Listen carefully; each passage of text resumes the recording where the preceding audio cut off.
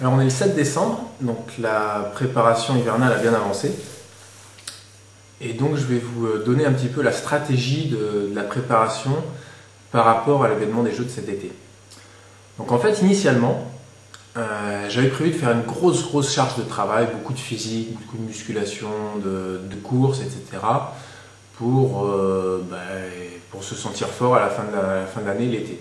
Et puis finalement, en discutant avec Georges, le coach, et en regardant les sauts que j'avais fait au championnat du monde, il s'est aperçu une chose, qu'il y avait encore deux petits défauts techniques qui faisaient que je ratais des premiers essais ou je ratais des derniers essais.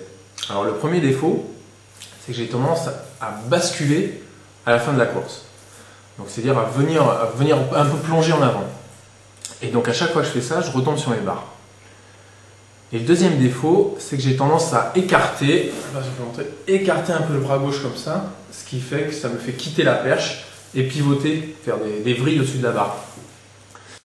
Donc ce qu'on fait finalement cet hiver, on fait une préparation à peu près normale, mais pas basée réellement sur le physique, c'est-à-dire que je m'entraîne comme les autres qui font une saison hivernale complète.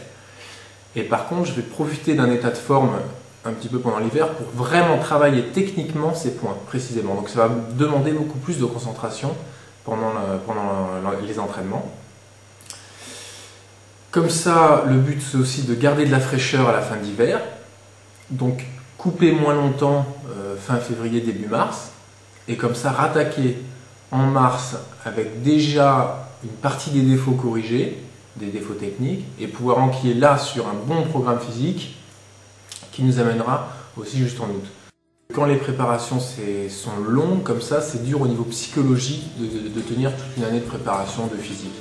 Donc, le fait de faire moins physique cet hiver me permet aussi de sauter un petit peu, de me faire plaisir, et pas de rentrer dans un engrenage comme ça de fatigue qui peut être pesant à l'avenir. Voilà, donc globalement ça ne change pas énormément par rapport à la préparation de l'hiver dernier, mais c'est un petit peu plus souple.